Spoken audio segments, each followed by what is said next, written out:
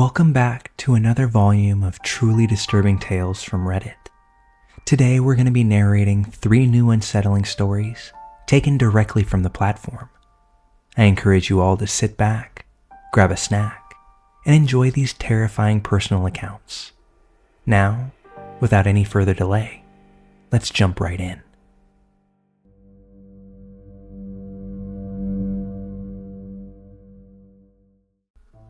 "3:30 a.m., some random Tuesday in October. I'm sleeping soundly on my couch when I'm awakened by a loud banging and screaming. Not just drunk people at 3:30 a.m. screaming, but that horrified, panic-filled someone is f***ing dying screaming. You know it if you've ever heard it.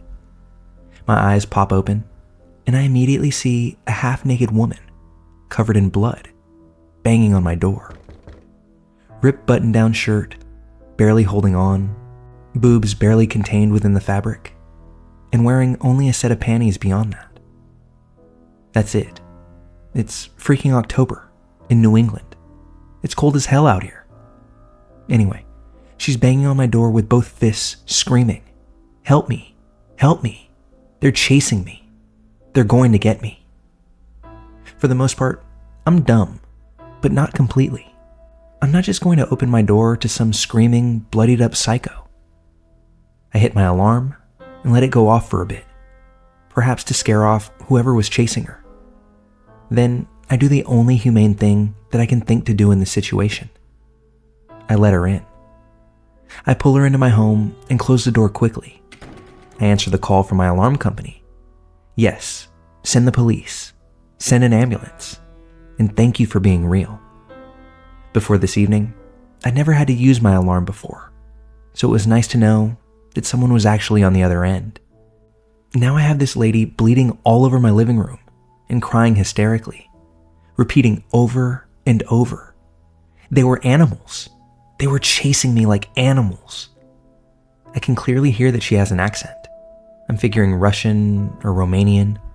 She's speaking broken English and is scared as hell. I take her into the kitchen and enter CSI mode.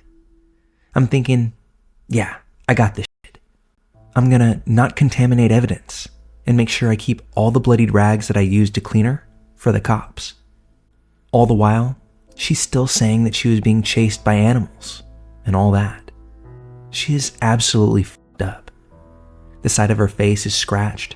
Her arms are scraped. Her legs are all bloody with scrapes like she took a good fall. Just overall f***ed up and bloodied everywhere. So, scene setter. 3:30 a.m., kitchen, bloody half-naked, non-good English-speaking, hysterical, f***ed up bloody woman. Me collecting evidence. Me. It's okay. Calm down, the police are on their way with an ambulance. Woman. They were chasing me like animals. Me. You're safe now. Let's just get you cleaned up. Woman. They were chasing me like animals, and they were going to get me. They were chasing me, then they turned into werewolves.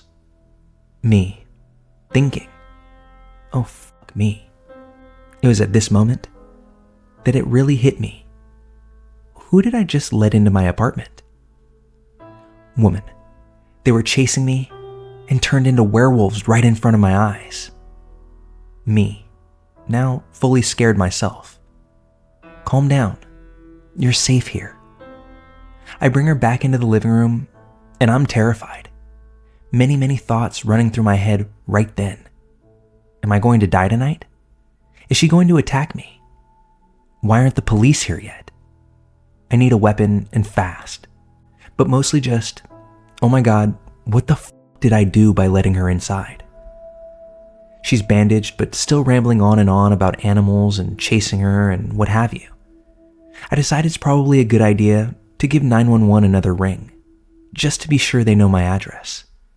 It also allows me to get my couch in between me and her, affording me just a little bit of safety.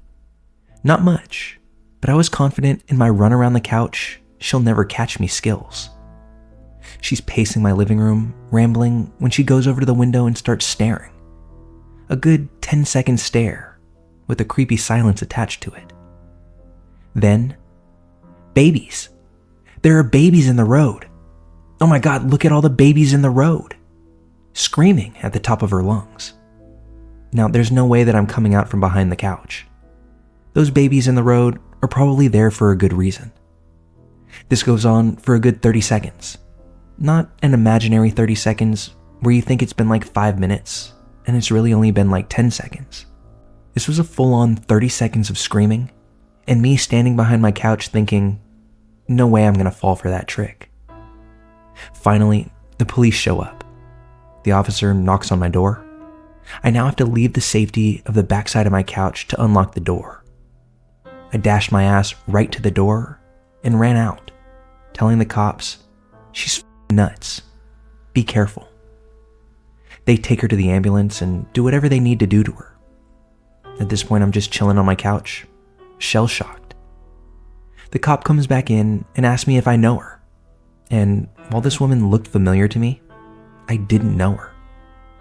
Then he asked me if I was babysitting for her. I'm like, huh? No, I'm not babysitting for her.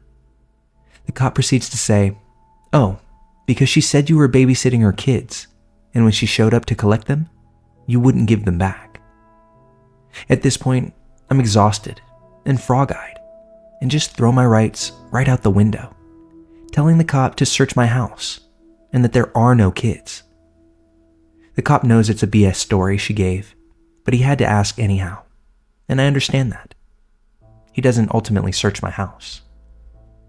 Ambulance takes her away, cops leave.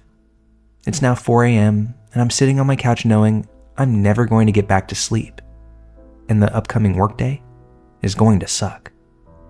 The best part of this story is what the police blotter said in the next day's paper. Resident lets woman claiming to be chased by werewolves into her home. Awesome. Just awesome. Turns out that I did know her. She was my neighbor. Yeah, great fucking neighbor I am. I arrive home that day from my suck-ass day to find DCF, the Department of Children and Families, waiting outside my door. Come on, really?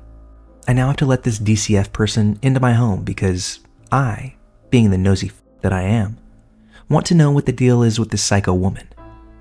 Contrary to what the police blotter said, I usually don't let people claiming to be chased by werewolves into my home. Anyhow, DCF woman informs me that psycho woman was my neighbor. I knew she looked familiar, but I just couldn't place her face. Perhaps the blood and scrapes and psychotic behavior threw me off a little bit. There does seem to be a missing child, or so the psycho woman told in the hospital. I'm starting to get a little freaked out as psycho woman already accused me of not giving back her, what I thought, were imaginary kids. The story that I got from DCF was limited. The worker wouldn't divulge much information, but in a nutshell, what I did manage to get is this. Psycho woman lives next door to me, the house to my right. We share a driveway.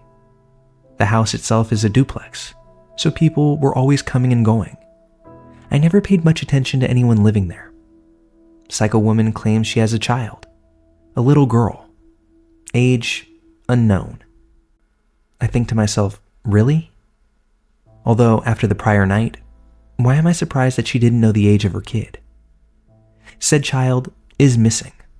Psycho woman was under the influence of mind-altering drugs. Which, yeah, duh. She was Romanian, and that's about all that I got.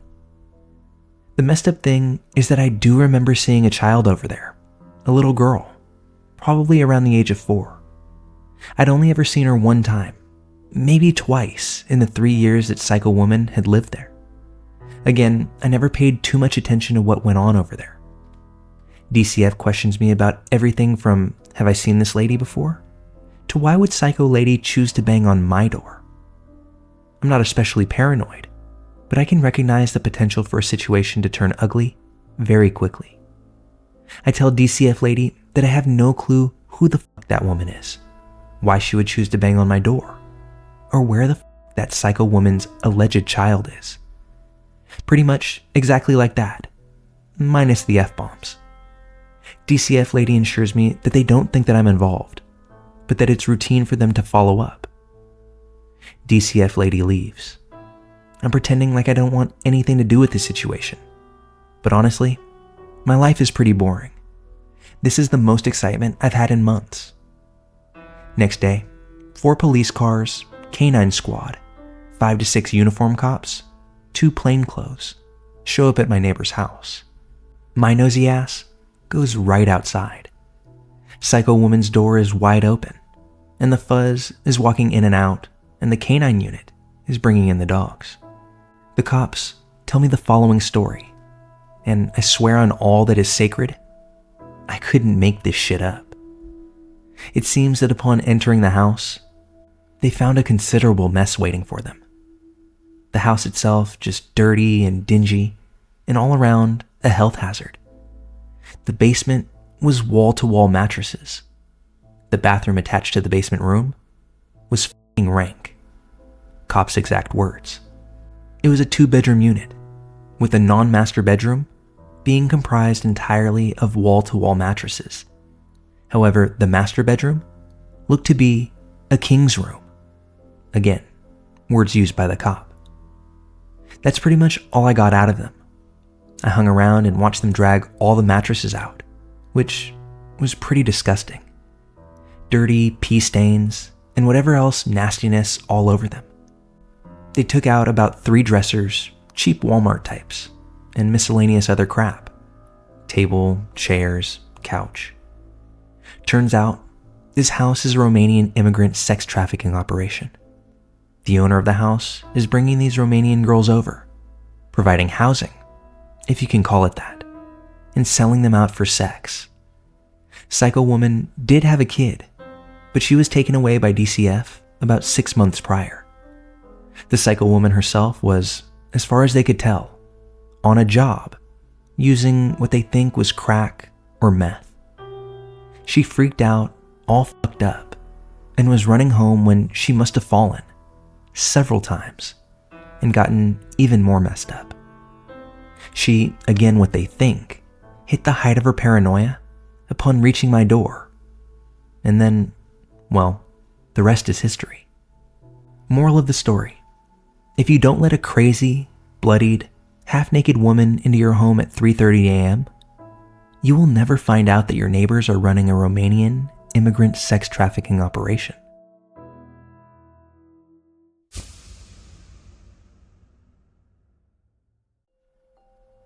This story takes place when I was at home alone in my previous apartment, which was in a not-so-great neighborhood. My apartment was on the ground level, and my bedroom window faced a back alley behind the property. A dumpster sat less than 2 car lengths away, where homeless people often rummaged. Just before dawn one morning, I heard a tapping at my window. My back was to the window, and my eyes were now wide open. It was still dark outside. I sleep with my lamp on, and my worn-out vertical blinds were missing a slat or two, causing a 6-inch gap. So I knew that whoever or whatever the source of the tapping could see me lying in bed as plain as day. The tapping was brief, maybe 4 or 5 taps, so I spent the next 5 seconds or so frozen, bizarrely trying to convince myself that it was something, anything else, other than a person watching me and tapping on my window. But then came more tapping. Now, I was faced with the terrifying reality that someone had been watching me through my window in the dark for only God knows how long, and they decided to tap on the window to get my attention. Had one of the homeless people become aggressive during their dumpster dive? Something told me that nothing good would come from turning around and looking at the window. If he got me to look at him, what next? Remember, my back was to the guy, so I sat up slowly, rubbing my eyes and pretending that I was too groggy to hear him.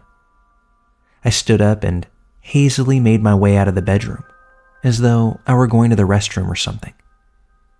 Once I was out of sight, I ran to the phone to dial 911, considering whether to forget any embarrassment of being in my t-shirt and underwear and bolt out my front door, which was out of sight from the intruder. I just wasn't sure if I could outrun whoever it was, or whether anyone would help me if I couldn't. Before I could make a decision, I heard a loud pop, the sound of my window being pried open. I thought my heart was going to jump from my chest. At the same time, I could hear my upstairs neighbor Mike descending his stairs. I opened my door a few inches and peeked out to ask for his help. Mike was a big guy, and I'd heard that he was trained in martial arts of some sort.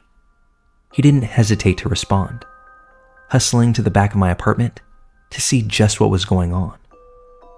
Within a few seconds, I heard rumbling and someone being thrown against the wall and into the bushes. A few moments later, Mike came around to my front door, telling me not to worry about seeing that guy ever again. He'd beaten him up pretty badly. I wanted to believe Mike, that the would-be intruder was maybe dumpster diving, and that he would hopefully never venture this way again. But it wasn't a homeless person. According to Mike, when the guy ran off, he ran to the front of my building, hopped into a red sports car, and sped away. My neighborhood wasn't exactly a red sports car kind of place. The police later told me that the intruder was likely someone who'd seen me out somewhere and had followed me home to find out where I lived.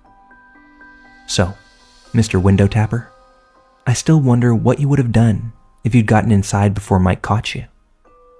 I wonder if you still follow me. And because of that, I often find myself wishing that Mike had put an end to you. If you found out where I live now, let's never meet.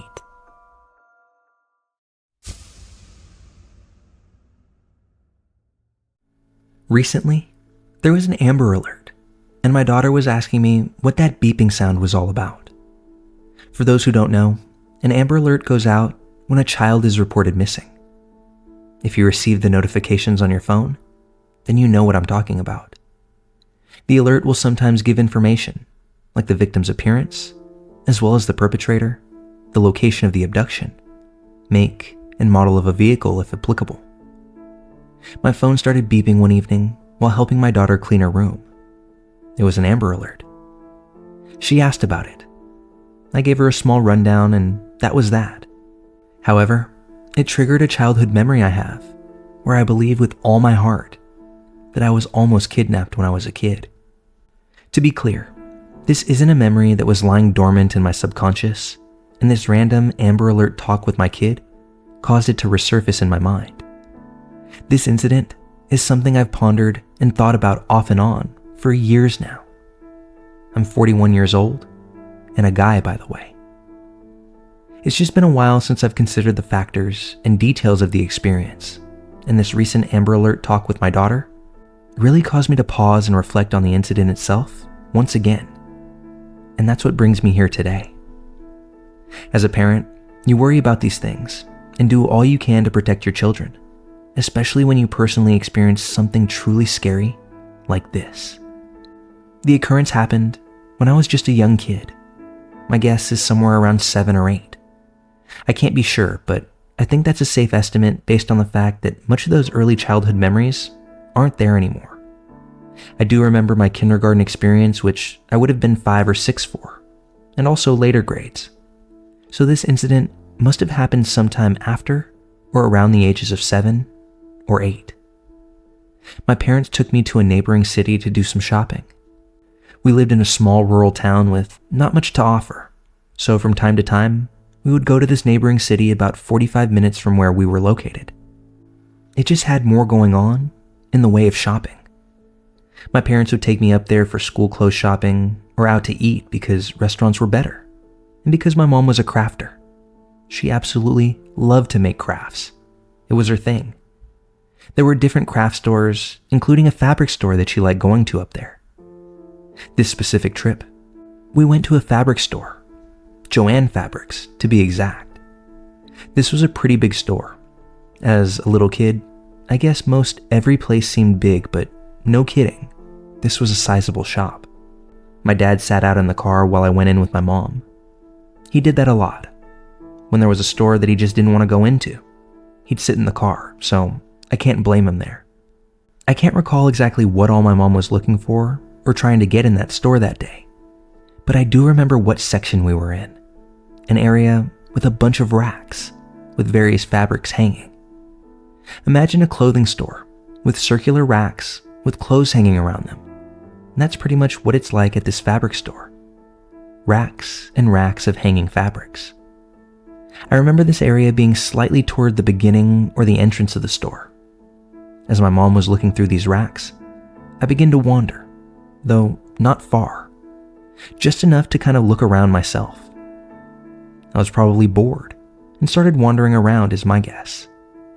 But I could still see my mom just up and over a few racks away, so it wasn't like I was on the other side of the store or anything. When then, this random man approached me, and honestly, I can't even remember from what direction he came from. It's just like I was there by myself one minute, and the next, I looked up and saw this guy. It was like he came in fast and out of nowhere. I quickly looked over to where my mom was. She had moved a few racks up and away, but I could still see her, although there was a fair bit of distance between my mother and myself at this point. So here I am, standing behind some rack of fabric with this older guy opposite me on the other side of the rack. That's when he speaks. "Hey little guy, how you doing there?" I remained silent because this took me completely off guard. He asked, "Where are your folks at? Are you here all alone?" I stood still and quiet. "Why don't you come here? I got something to show you." At this point, he started advancing towards me, coming around the rack to where I was. I quickly started the other way, but he stopped and started coming around the other way himself, as if to meet me in the middle. I was scared at this moment and became instantly aware that this man seemed dangerous and like he was doing his best to get a hold of me. "Come here," he barked. I jerked fast to the left, but he did the same. And I remember this wild look in his eyes. Whichever direction I went, he followed. But remember, there's a rack between us. God, I'm so thankful for that rack. After some back and forth movements from me and this man, I finally lock in on my mom and yell, "Mom, help!" You would have thought I screamed bloody murder. It was so loud, and it definitely got my mom's attention. "What's wrong?" she asked. This startled the man, and he looked over his shoulder in the direction of my gaze and confirmed, "Yep, that must be this kid's mother." His demeanor absolutely changes, and it's as if everything is just fun and games, and he was just messing around. And he said as much to my mom. "I was just messing around with him. No harm, ma'am." My mom came to where I was, and as we reconnected, this guy tips his hat at my mom and makes his way quickly out of the store. I explained to my mom what had just happened, that this guy was trying to get me. I was upset and shaken up. She told me I did the right thing by yelling and getting her attention. It was a terrifying experience for sure, and I'm thankful something crazy didn't happen. Could I have been imagining things, like maybe this guy was really just messing around? I very much think there were nefarious intentions though. Why would a random older guy be perusing a fabric store? If he was there for something like crafts or fabrics, why promptly leave when confronted? I truly believe he was up to no good. While I can't confirm such a thing, I'm glad to have never had to find out.